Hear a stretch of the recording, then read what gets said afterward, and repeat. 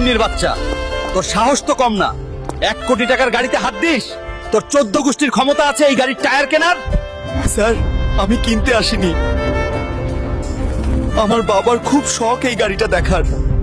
Security, এই ছোট লোকটাকে ঘাট ধাক্কা দিয়ে বের কর। আর শোন, এর বাপকেও দুটো লাথি দিবি। আমার বাবাকে অপমান, এই অপমানের শোধ আমি নেব ম্যানেজার। আমি ফিরে আসব।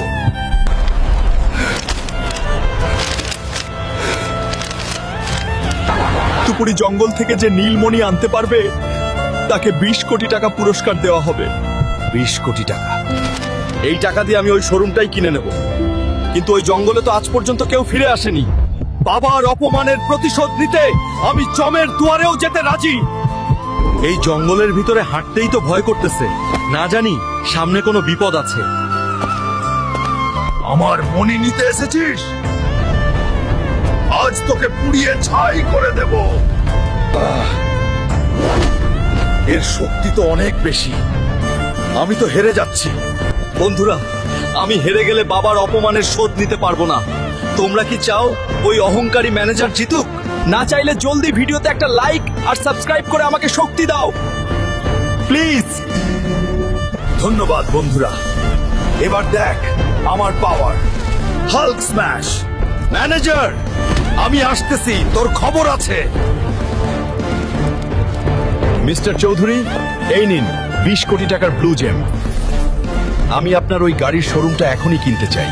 এটা তো আসল। ঠিক আছে হাল্ক সাহেব, ডিল পাকা। আজ থেকে ওই শোরুমের মালিক আপনি। চলুন, আমি নিজে গিয়ে আপনাকে চেয়ারে বসিয়ে দিয়ে আসবো। আরে বড় সাহেব যে।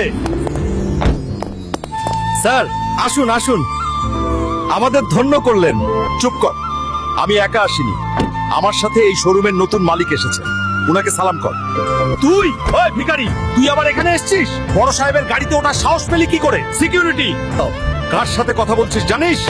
ইনি হাল্ক সাহেব। আজ থেকে এই শোরুমের মালিক আমি না, ইনি। কি রে ম্যানেজার, 1 কোটি টাকার গাড়ি কেনার ক্ষমতা নেই বলেছিলি না? এখন তো পুরো শোরুমটাই কিনে নিলাম। স্যার, আমাকে মাফ করে দিন। আমার ছোট ছোট বাচ্চা আছে স্যার, আমার চাকরিটা খাবেন না। ঠিক আছে, তোর চাকরি থাকবে, তবে ম্যানেজার হিসেবে না। এই নে ব্রাশ। আজ থেকে তুই এই শোরুমের বাথরুম পরিষ্কার করবি। আর হ্যাঁ, রোজ আমার বাবার জুতোগুলোও পালিশ করে দিবি। যা, কাজে লাগ। নেক্সট ভিডিও মিস করতে না চাইলে এখনই সাবস্ক্রাইব করে বেল বাটন বাজিয়ে দাও।